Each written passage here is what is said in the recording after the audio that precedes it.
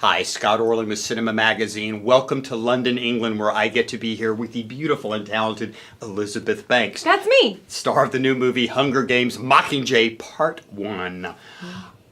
You get to dress down as Effie a little bit when we first meet your character this year.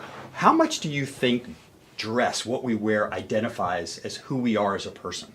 Well, I think personal adornment's very important. I think everybody feels that way, and sense of style is something that Effie believes very much in. She shows up in District 13. She's, I don't know, the most supercilious person you've ever met. I mean, she can't stand it there. She looks around. It's a bunch of gray. It's gray as far as the eye can see. And we took a page from Project Runway with Effie this time around and decided that she needed to make it work. She wears a mean scarf hat, whatever that is. She makes a full headdress out of a scarf, several scarves actually. And not only that, accessorizes and figures out ways to express herself. I think she really believes in self-expression as something to be honored and that should be respected and is important. And I think a lot of people dismiss Effie as very superficial, but beauty is something that's been respected throughout history, throughout all of human history, going back to Eve.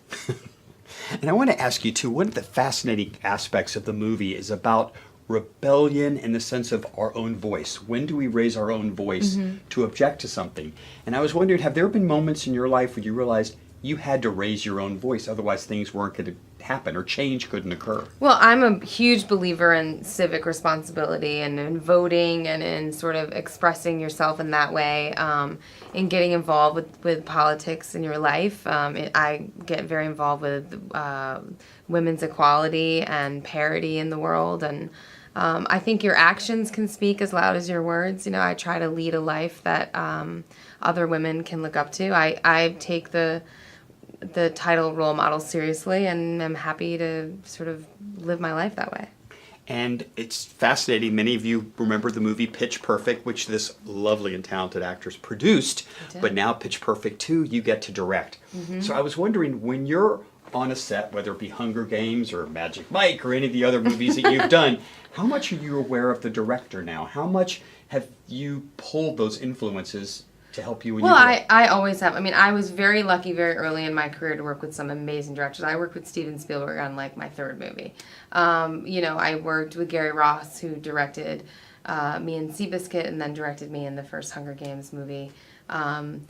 Just amazing, amazing list of directors. So I've always sort of had, they're the boss. They're the boss on the set. I really aspired to be the boss and be responsible. I mean, as a producer, I felt that as well, just being responsible for giving people jobs. We do a really interesting, fun job, and being able to hire people to do something that they love, that they want to collaborate on.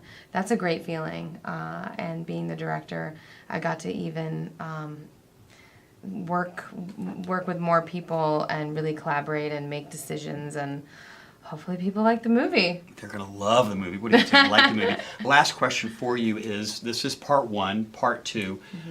What can we look forward to? I mean, there are some people who may have read the book, The Journey of Effie. What can we look forward to? Apparently she gets her fashion back. She does. Well, part 2, we storm the Capitol.